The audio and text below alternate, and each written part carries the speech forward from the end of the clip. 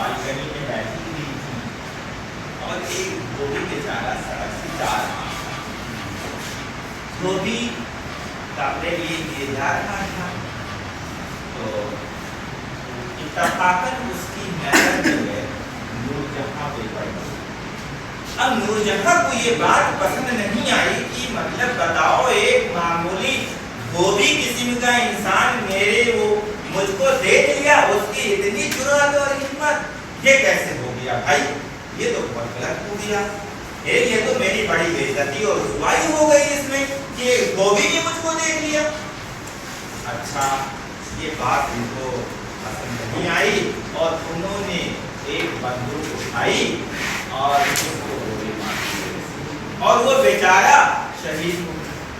कौन? वो धोबी। अब धोबी जो धोबन थी वो अपनी फरियाद लेकर कहाँ आई? जहां थी।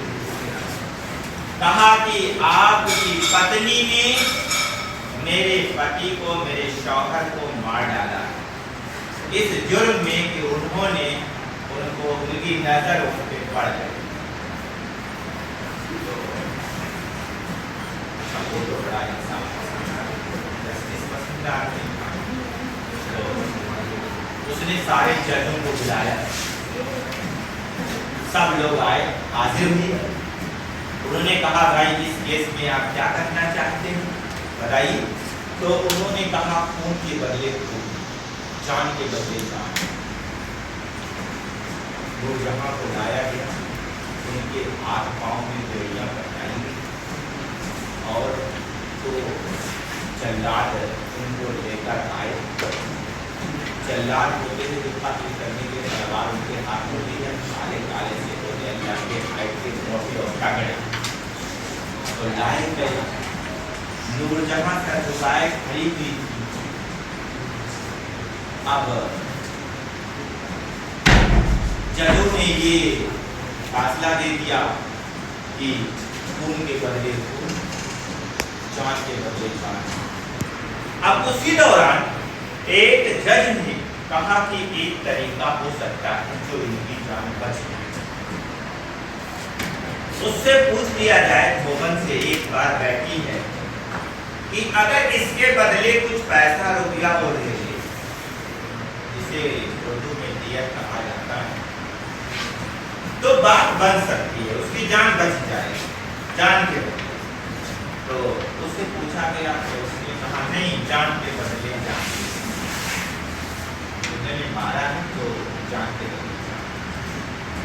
बात सोच लीजिए। और बहुत सारे ऑफर दिए गए उसको कि बादशाह सलामत आपके बच्चों की जिम्मेदारी खुद लेगी। बादशाह का बेटा जो खाएगा वो भी आपका बेटा खाएगा। बादशाह जो कपड़ा पहनेगा वही कपड़ा आपका बेटा भी पहनेगा। बादशाह की बीवी जो खाएगी वही आप भी खाओगे। जिस महल में वो रहेंगे उसी महल में तुम भी रहोगे। सोच के तो फाइनली जब इस नतीजे के बाद आई तो फिर वो तैयार हुई कि ठीक है, मैं उन्हें माफ करती हूँ और इस शर्त के साथ कि जब तक हम जिंदा रहेंगे और हमारी औलाद जिंदा दुनिया में रहेगी, उसकी परवरिश की, उसके पालन पोषण की सारी जिम्मेदारी किसकी होगी? बादशाह की होगी। तो बहरहाल इस तरीके से जान में जान आई। दोनों ही,